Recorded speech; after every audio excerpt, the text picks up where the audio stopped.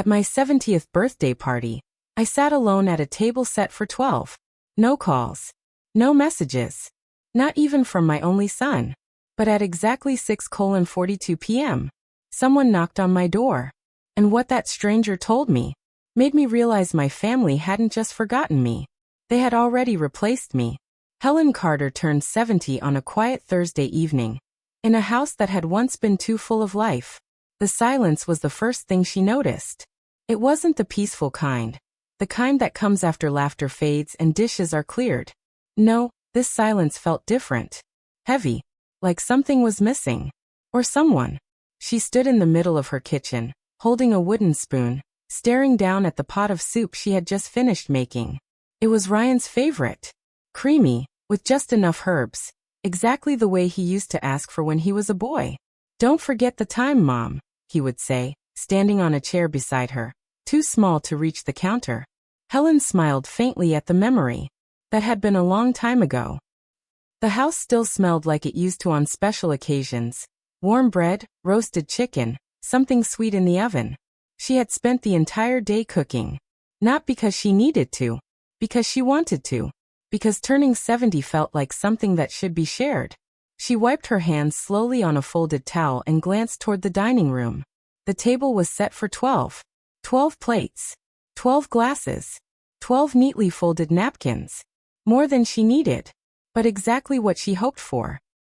Helen walked into the dining room and adjusted one of the chairs.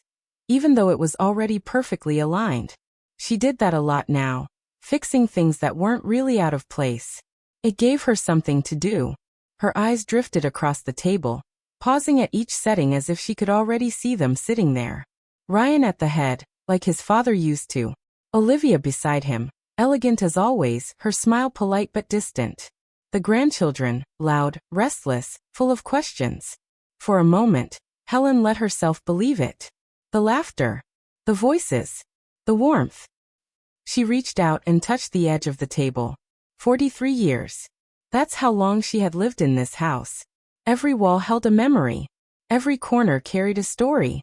Her late husband, Thomas, had built most of it himself. Weekends, late nights, careful hands shaping wood into something permanent. "This house will take care of you," he used to say. Helen used to believe that meant safety. Now she wasn't so sure. On the far end of the table sat the cake. Simple. Vanilla. White frosting. 70 candles still unlit. She had picked it herself that morning, standing in line at the bakery while a young cashier wished her a cheerful, happy birthday, without really looking at her. It had felt strange. Being celebrated by a stranger, while waiting for the people who mattered. Helen glanced at the clock on the wall. 5:42 p.m. Too early. Of course it was. Ryan was always late. She let out a small breath, half amusement. Half something else she didn't want to name. "They'll come," she whispered softly, more to the room than to herself. "They always come." But even as she said it, something inside her didn't quite believe it anymore. Helen moved back into the kitchen, not because there was anything left to do, but because standing still made the silence louder. She lifted the lid off the soup pot again, letting the steam rise gently into the air. The smell was perfect. Warm. Familiar. Comforting in a way that almost hurt. Carefully, she reached for a spoon and tasted it. Still warm. Still right. "Just like you like it," she murmured, as if Ryan were standing behind her, shrugging off his coat, glancing at the stove. For a brief second, she even turned, half expecting to see him there. But the doorway remained empty. She set the spoon down and wiped her hands, slower this time. There was no rush. There hadn't been a rush in a long time. On the counter sat her phone. Face up. Silent. Helen walked over and picked it up, her fingers hesitating for just a moment before unlocking the screen. No missed calls. No messages. Not even a simple running late. She stared at the screen longer than she meant to. As if something might appear if she just waited long enough. It didn't. Her thumb hovered over Ryan's name. She could call him. She could say, "Are you on your way?" In that light, casual tone she had perfected over the years. The one that never sounded like worry even when it was. But something stopped her. A quiet instinct. Or maybe pride. She lowered the phone slowly and set it back down. If they're coming, she said softly, they'll come. The oven timer beeped. Sharp. Sudden. Helen flinched slightly, then gave a small, embarrassed smile to no one in particular. All right, she whispered, moving to open it. Inside, the bread had risen beautifully, golden on top, edges crisp, just the way her husband used to like it. She paused for a moment, hands resting on the oven door. Thomas would have loved this, she said quietly. And for a second, the kitchen didn't feel quite as empty. She carried the bread to the dining table and placed it carefully in the center, adjusting the cloth beneath it so everything looked just right. Everything had to be right. Because tonight mattered. Didn't it? Helen stepped back and looked at the table again. 12 settings. Too many. The thought slipped in before she could stop it. She quickly straightened one of the napkins, as if fixing it could push the feeling away. They'll fill these seats, she said under her breath. They will. The clock ticked louder now. 5:58 p.m. 2 minutes. Her chest tightened just slightly, not enough to call it fear. Not yet. Anticipation, she told herself. That's all it was. She walked to the living room and switched on the lights, then the small string of warm bulbs she had hung along the wall earlier that afternoon. Soft golden light filled the space, making everything look warmer, more alive, more like it used to. Helen smoothed her dress and glanced once more toward the front door. Any second now. Footsteps. Voices. Laughter. She waited and listened, but the house stayed quiet. The clock struck 6 with a soft, hollow sound that echoed through the house. Helen felt it more than she heard it.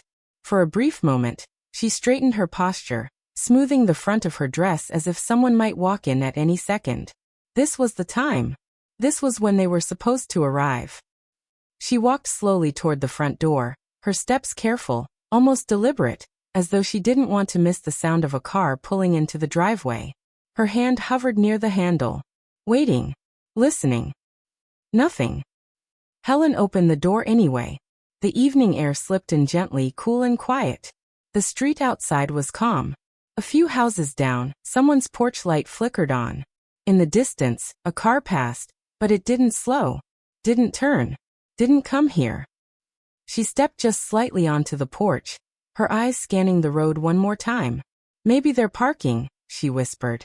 But even as the words left her lips, she knew. There were no headlights approaching, no footsteps, no voices calling her name. After a moment, she closed the door softly. The click of the lock sounded louder than it should have. Back inside, the house felt different. Not just quiet. Empty. Helen walked back to the dining room. The table was still perfect. Too perfect. The candles sat untouched. The plates gleamed under the warm light. Everything was ready. Everything, except the people. She glanced at the clock again. 6:07 p.m. 7 minutes late. That's normal, she said quickly, almost defensively. Ryan's always been like that. She even let out a small chuckle, but it didn't last long. Her eyes drifted back to the phone. Still nothing. This time, she picked it up. Unlocked it. Checked again. No messages. No missed calls. Her thumb hovered over Ryan's name once more. She imagined how the conversation would go. Asterisk. Hey mom, sorry, we're on our way. Asterisk. Asterisk, traffic was bad. Asterisk. Asterisk, the kids took longer to get ready. Asterisk. Excuses. Normal ones. Comforting ones. But what if? She stopped the thought before it could finish. Helen lowered the phone slowly. No, she said under her breath. I'm not going to call. Because calling meant admitting something. And she wasn't ready for that yet. 6:15 p.m. The food was still warm. But not for long. She walked into the kitchen again, lifting lids, checking dishes that didn't need checking, adjusting things that didn't need adjusting. Anything to keep moving. Anything to avoid sitting down at that table. From the dining room, the cake waited. 70 candles. Unlit. Helen leaned her hands against the counter and closed her eyes for a brief moment. Just a little late, she whispered. Just a little. But deep inside, something had already begun to shift. 6:28 p.m. The clock didn't just tick anymore, it pressed. Each second felt heavier than the last, like it was marking something Helen didn't want to name. She stood in the doorway between the kitchen and the dining room, her hands resting lightly against the frame. From here, she could see everything. The table, the chairs, the cake, all of it waiting, all of it untouched. "All right," she said quietly, forcing a small breath through her chest. "They're just late." But her voice sounded thinner now, less certain. She walked to the table and slowly pulled out one of the chairs. Not Ryan's. Not yet. Just one. Helen sat down carefully, smoothing her dress beneath her as she lowered herself into the seat. The cushion barely made a sound. From here, the table felt bigger. Too big. 12 places. 11 empty. Her eyes moved from one chair to another. She could almost hear echoes of past dinners, laughter spilling over conversations, plates clinking, her husband's voice filling the room. "Sit down, Helen," Thomas used to say. "You've been on your feet all day." Back then, there had never been an empty seat. She reached for the edge of the table and held it lightly, grounding herself in something solid. "This is fine," she whispered. "I can wait." 6:35 p.m. The food was cooling now. She could tell without even checking. The smell had changed, less warm, less inviting. Like the house itself was beginning to give up. Helen leaned back slightly in her chair and looked at the cake. 70 candles. Too many to light alone. A quiet thought slipped in before she could stop it. What if no one is coming? Her chest tightened. She inhaled slowly, as if that could push the thought away. "No," she said, shaking her head once. "They wouldn't do that. Not Ryan. Not her son." But then, another thought. Sharper this time. When was the last time he visited without being asked? Helen swallowed. Her fingers tightened slightly on the edge of the table. 6:41 p.m. The silence had changed again. It wasn't just empty now. It felt final. Slowly, she pushed her chair back and stood. The movement felt heavier than it should have, like she was carrying something invisible with her. She walked to the cake. Each step measured. Each breath steady. For a moment, she just stood there, looking at it. At the candles. At the small, careful details she had chosen earlier that day. Then with quiet hands, she reached for the box of matches. Struck one. The flame flickered to life. "One," she whispered, lighting the first candle. Then another. And two. Her voice was soft, fragile, but steady enough to continue. She lit them one by one, not rushing, not stopping. By the time she reached the last candle, the room glowed softly with 70 small flames. Warm, beautiful, and unbearably lonely. Helen placed the match down. Her hands trembled just slightly now. She looked at the empty chairs, at the silent house, at everything she had prepared.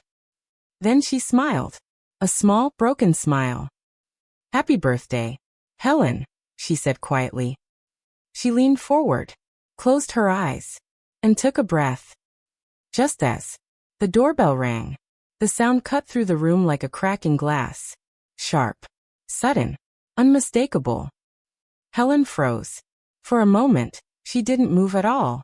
Her breath caught somewhere between her chest and her throat, suspended in disbelief. Had she imagined it?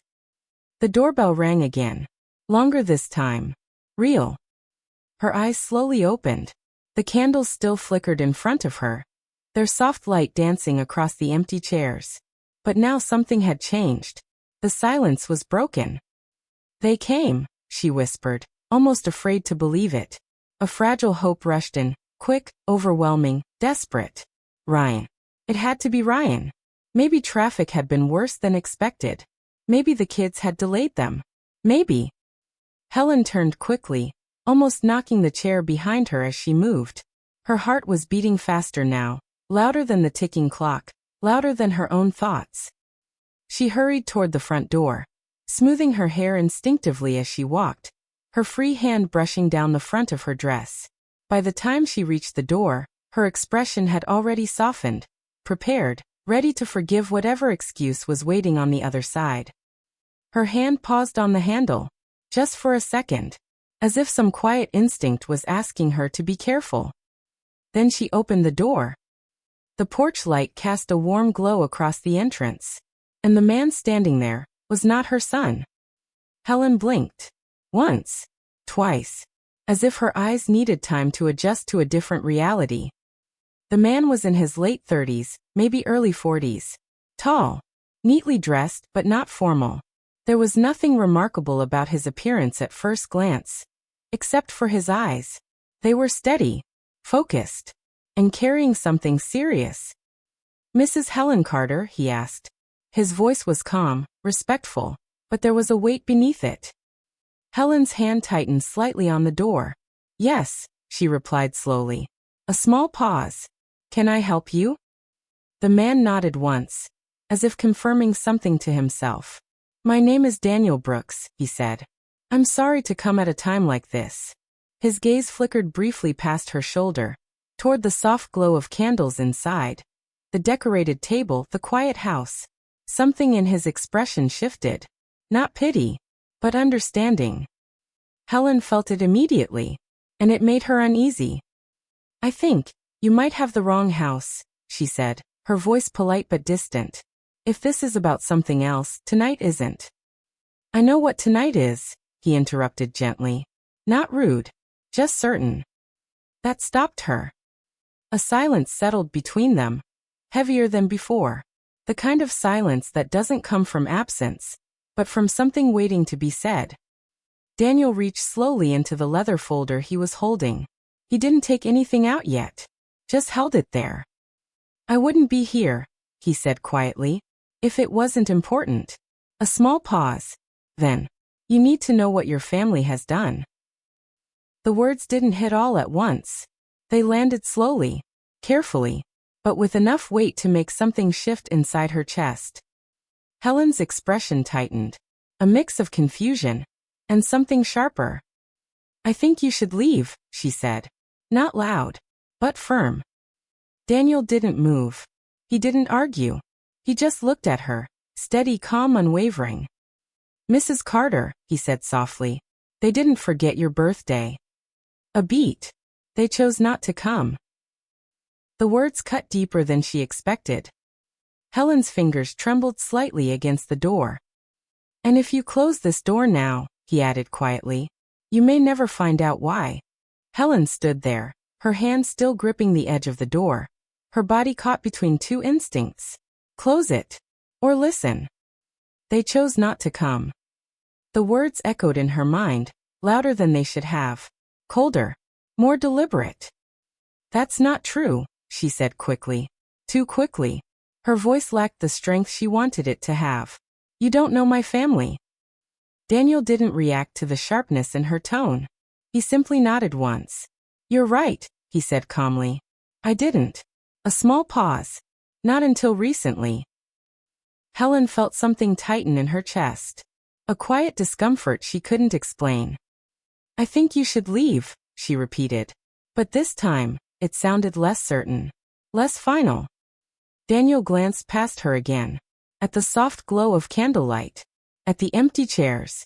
At the untouched table prepared for people who never came. Then he looked back at her. "May I ask you one question?" he said gently. Helen hesitated. She didn't want to answer. Didn't want to engage. And yet, "What?" she asked. "When was the last time your son visited you?" Daniel said. "Without needing something?" The question landed differently. Not like an accusation. More like a mirror.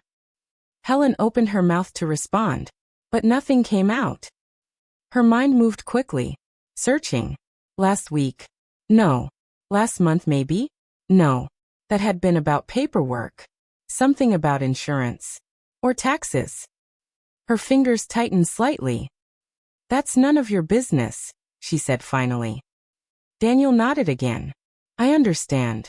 He didn't push. Didn't argue. But he didn't leave either. Instead, he slowly opened the folder in his hands. This time, he pulled something out. A single sheet of paper. He didn't hand it to her yet. Just held it where she could see. I used to work for a firm, he said quietly, that handled property transfers. Helen's eyes flickered briefly to the document, then back to his face. And a few months ago, he continued, your name came up. A small pause. At first, it didn't seem unusual. He shifted the paper slightly, until I noticed something that didn't match. Helen's heartbeat quickened. Not fast, not panicked, but enough for her to feel it. I don't know what this is about, she said, but her voice had softened now, lost its edge. Daniel took one small step forward. Not enough to invade her space, just enough to close the distance.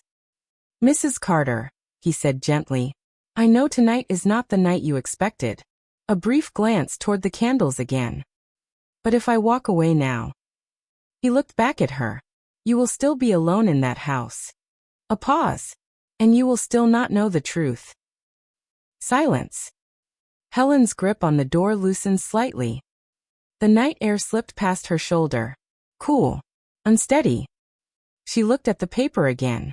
At her name printed clearly across the top. At the familiar shape of her signature. Even from where she stood. A strange feeling crept into her chest.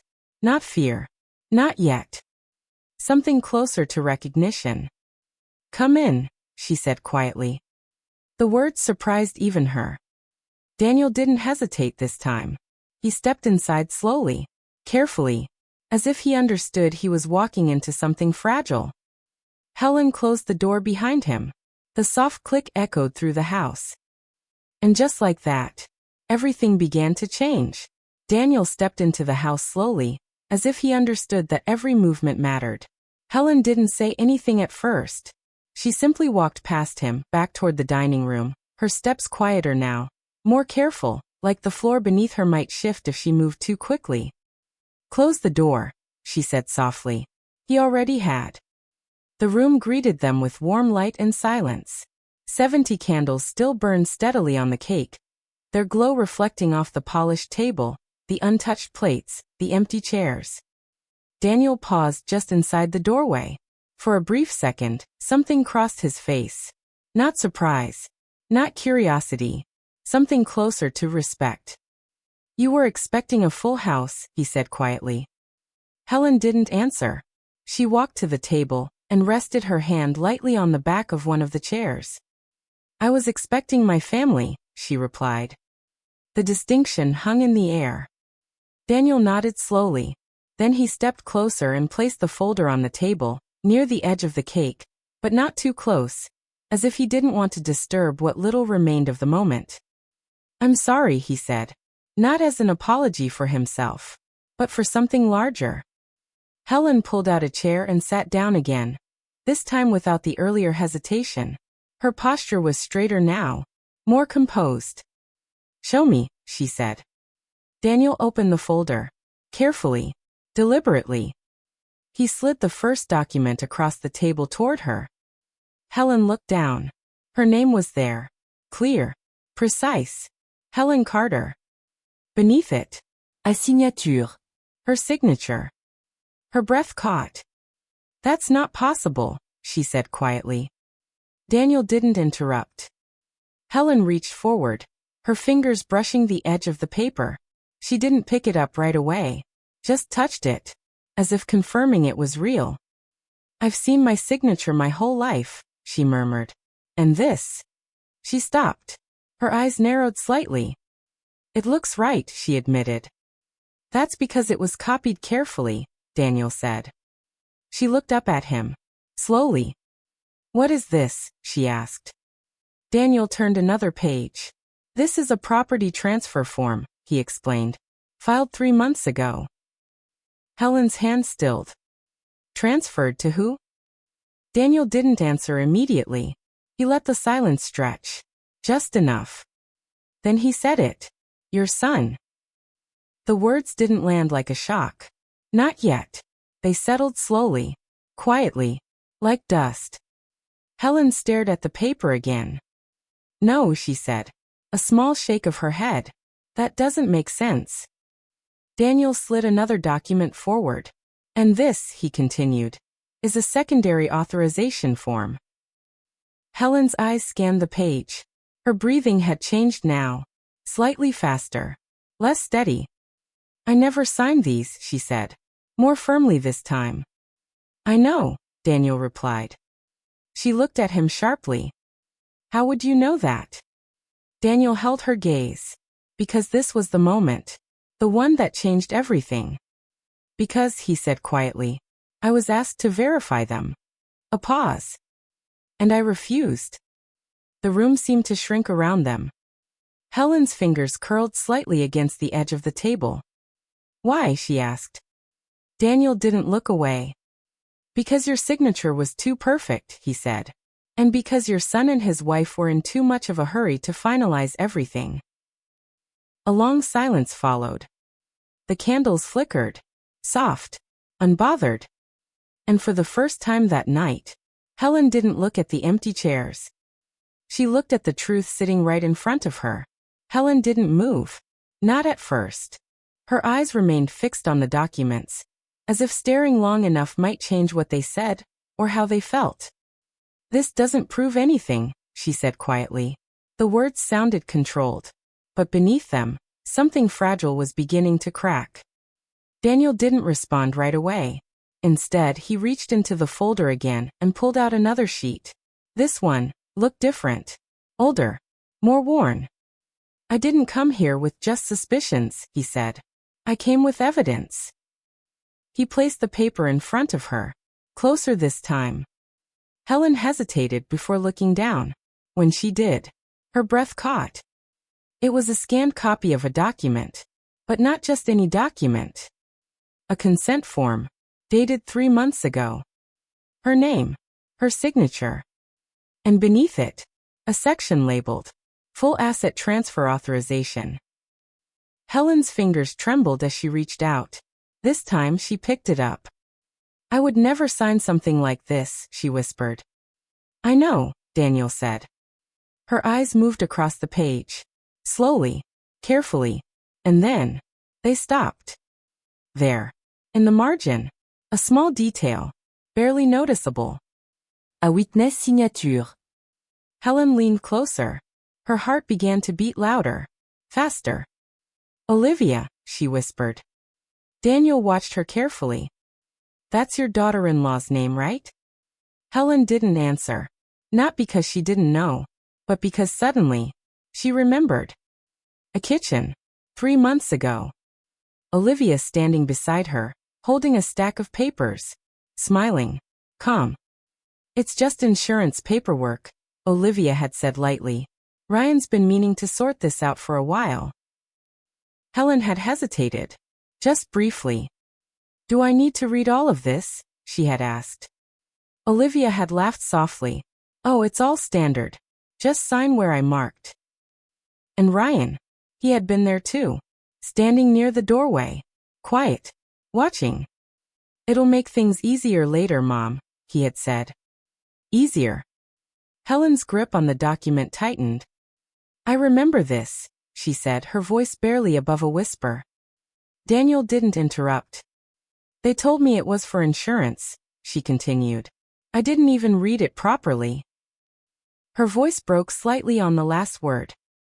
They rushed me. Daniel nodded slowly. That's how these things usually happen, he said. Helen lowered the paper. Her hands were no longer steady. They knew I trusted them, she said. Not a question. A realization. The room felt colder now, even with 70 candles still burning. They planned this, she added. Daniel didn't soften it. Didn't try to protect her from the truth. Yes, he said quietly.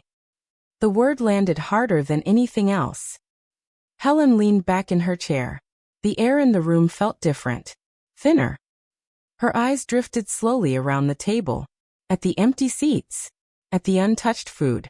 At everything she had prepared. For people who had already taken what they wanted. And then, for the first time that night, she understood. They didn't forget my birthday, she said softly. Daniel watched her. Helen looked back at him. Her expression no longer confused, no longer uncertain. Just clear. They were done with me. Helen didn't cry. That was the strangest part. Not the documents. Not the betrayal. Not even the silence that had filled her house for the past hour. It was the absence of tears. She sat there still, composed, almost too composed, as if something inside her had quietly shifted from breaking to understanding. They were done with me. The words lingered in the air, calm but heavy. Daniel didn't interrupt. He had seen reactions before: shock, anger, denial. But this quiet clarity, it was different. Helen slowly placed the document back on the table, carefully, precisely, as if it were something fragile or dangerous. For months, she said softly, they were planning this. Her eyes drifted toward the empty chairs again. But this time, she wasn't imagining laughter. She wasn't seeing memories. She was seeing patterns. The visits, she continued, only when they needed something signed. Daniel nodded once. The calls, she added. Short. Rushed. Always about something practical. Her lips pressed together slightly. And tonight, she said. A small pause. They didn't come because they didn't have to pretend anymore. The realization settled fully now. No confusion left. No doubt. Daniel leaned forward slightly. There's more, he said. Helen looked at him. Not afraid. Not surprised. Tell me, she said. He opened the folder again and pulled out one final document. This one thicker. More official. This was filed last week, he explained. Helen took it. Her hand steadier now. Stronger. She scanned the page. Her name appeared again. But this time, it wasn't just a transfer. It was a removal. Her legal residency status revoked. Her authority over the property terminated. Effective immediately. Helen's eyes stopped moving. They removed me, she said quietly. Daniel didn't soften it. No, he replied. They erased you. The word echoed deeper than anything else. Erased. Not replaced. Not pushed aside. Removed completely.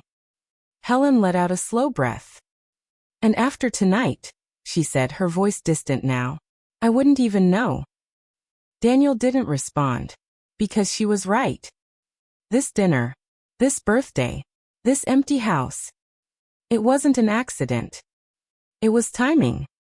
They were waiting, Helen continued, for everything to be finalized. She looked up at Daniel. And then they stopped showing up. A long silence followed. The candles flickered lower now, some of them beginning to melt unevenly. Helen glanced at them. 70 small flames, burning down. Just like the version of her life she had believed in. But something else had taken its place. Something quieter, colder, stronger. She folded her hands slowly on the table. So she said, not weak, not broken. What do we do now? Daniel didn't answer immediately. Not because he didn't know what to say, but because he understood something Helen was only just beginning to realize. This wasn't just a legal problem. This was a line. And once crossed, nothing would ever go back to the way it was. What do we do now? Her voice had changed. It no longer carried confusion or hesitation, only control.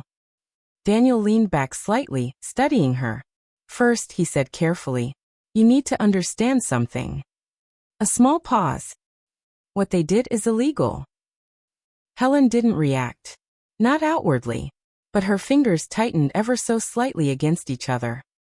They forged your signature, he continued. They misrepresented documents. They transferred assets without informed consent. Each sentence landed clearly, deliberately. You can fight this, he said. Helen looked at him. And when? She asked. Daniel didn't rush the answer. Yes, he said. But only if you act quickly. The room fell quiet again. But this silence was different. Not empty. Not heavy. Focused. Helen's eyes drifted back to the documents on the table, then to the candles. Some of them had begun to burn lower now, wax pooling at their base. For 70 years, she said slowly, I thought I understood my life. Daniel didn't interrupt. I thought I knew who I could trust. A faint, almost bitter smile touched her lips. I raised him, she added. That was the part that hurt. Not the house. Not the money. The truth. Daniel spoke gently. People don't always become who we raise them to be. Helen let out a quiet breath. No, she said.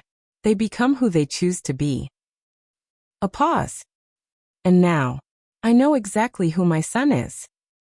The words didn't shake, didn't break. They settled, like a final decision. Daniel leaned forward again, placing both hands lightly on the table. There's a lawyer I trust, he said. He specializes in cases like this. Helen glanced at him. Why are you helping me? She asked. This time, Daniel didn't answer right away. He looked at the documents, then at the empty chairs, then back at her. Because I saw what they did, he said quietly. And I knew, if I walked away, they'd get away with it. A small pause. And because, he added, no one deserves to be erased from their own life. The word again. Erased. Helen nodded slowly. For a moment neither of them spoke. Then, she reached forward. Not for the documents. For the candles. One by one, she began to blow them out. Not with sadness. Not with hesitation. But with intention. Each flame disappeared quietly. Until the room returned to soft darkness. Helen placed her hands back on the table. When do we start? She asked. Daniel met her gaze. Tomorrow morning, he said. Helen nodded once. And for the first time that night, she wasn't waiting anymore. The house felt different the next morning. Not warmer, not happier, but clearer. Helen woke before sunrise, the way she always had. Old habits stayed, even when everything else changed. She sat at the kitchen table with a cup of coffee in her hands, watching the first light creep across the floor. For years, this had been her quiet place. A place for routine, for memories. Today, it was something else. The documents lay neatly stacked beside her, no longer scattered, no longer shocking. Organized. Helen reached out and adjusted the top page slightly, aligning the corners with careful precision. She had always been this way. Even when life felt uncertain, she made things orderly. Her phone rested near her elbow, face down, silent.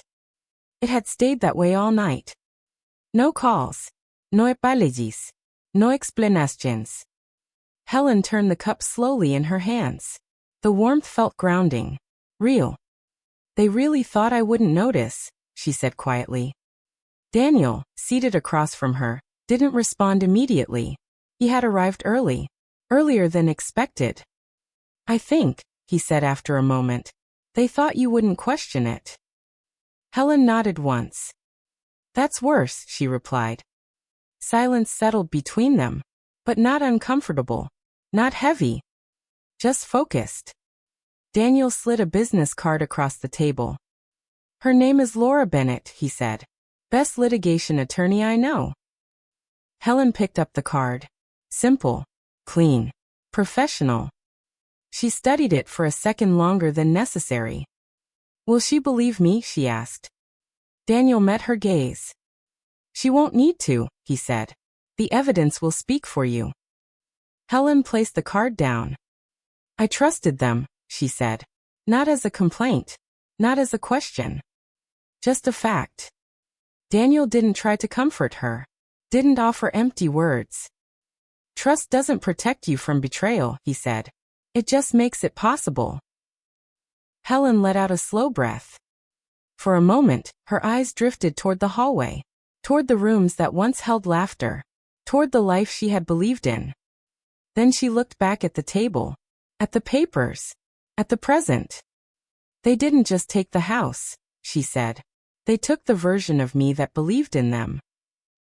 Daniel didn't argue, because she was right. Helen pushed her chair back and stood. The movement felt steady, deliberate. I spent 70 years building something, she said. Daniel watched her. A home, a family, a life. She placed her hand lightly on the back of the chair. And they thought they could take it with a signature. Her lips pressed into a thin line. They forgot something, she added. Daniel raised an eyebrow slightly. Helen looked at him, her eyes clear, sharp. I was there when it all began, she said. A small pause. I know exactly how to take it back. The room felt still, charged. Helen reached for her coat, draped neatly over the chair nearby. Call your lawyer, she said. Daniel stood. I already did, he replied. Helen gave a small nod. Good. She slipped the coat over her shoulders. And for the first time in a very long time, she didn't look back. The lawyer's office was quieter than Helen expected. Not the heavy kind of silence she had felt the night before. This silence was controlled, professional. Helen sat across from Laura Bennett, her hands resting calmly in her lap. The documents were spread neatly across the desk between them. Every page, every signature, every lie. Laura adjusted her glasses and looked up. They were thorough, she said, but not careful enough. Helen didn't react. She had already cried, just once, early that morning, in the privacy of her bedroom. Now, there were no tears left. Can you reverse it? Helen asked. Laura nodded. Yes. A small pause. And more than that. Daniel, seated beside Helen, leaned forward slightly. What do you mean? He asked. Laura tapped one of the documents. They didn't just forge signatures, she said. They committed fraud, coercion, and illegal transfer of assets. Her eyes lifted to meet Helen's. We can take everything back. A brief pause. And we can make sure they never try this again. Helen held her gaze. Do it, she said. No hesitation. No doubt. 3 weeks later. The courtroom was full. Not with strangers. With family. Ryan sat stiffly at the defendant's table, his jaw tight, his eyes avoiding hers. Beside him, Olivia looked composed, but her fingers gripped her purse too tightly. Helen stood across the room. Not in anger. Not in revenge. In truth. The evidence was undeniable. The forged signatures. The manipulated documents. The timeline. Piece by piece, the illusion they had built collapsed in front of everyone. When the judge spoke, the room fell completely still. All transferred assets are to be returned to Mrs. Helen Carter immediately, he said. Ryan's head dropped. Furthermore, the judge continued, this court finds sufficient grounds for financial fraud. Olivia's composure broke first. This is ridiculous, she started, but her lawyer placed a hand on her arm. Too late. Helen didn't watch them. She didn't need to. Because for the first time, the truth was no longer hidden. It was spoken, out loud, where everyone could hear it. After the hearing, Ryan approached her. Slowly, carefully. Mom, he said. Helen turned. For a moment, she saw him as he had been. A boy. Small. Hopeful. Then she saw him as he was. What? She asked. His voice faltered. I didn't think it would go this far. Helen looked at him. Not with anger. Not even with disappointment. Just clarity. You already went that far, she said quietly. He had no answer. Olivia didn't come closer. She stayed where she was. Watching. Calculating. Still. Helen turned away. Outside the air felt different. Lighter. Daniel stepped beside her. It's over, he said. Helen shook her head slightly. No, she replied. A small pause. It's just beginning. Weeks later. The house felt like hers again. Not because of the paperwork. Not because of the law. Because of the silence. This time, it didn't feel empty. Helen stood in the dining room, the same table in front of her. 12 chairs. Still there. But she only sat one place. Simple. Quiet. Enough. She lit a single candle. Not 70. Just one. A new beginning. And as she sat down, she realized something she hadn't understood before. Family isn't who shows up when it's easy. It's who stays when there's nothing left to take. Helen picked up her fork, took a slow breath, and for the first time in a long time, she felt at peace.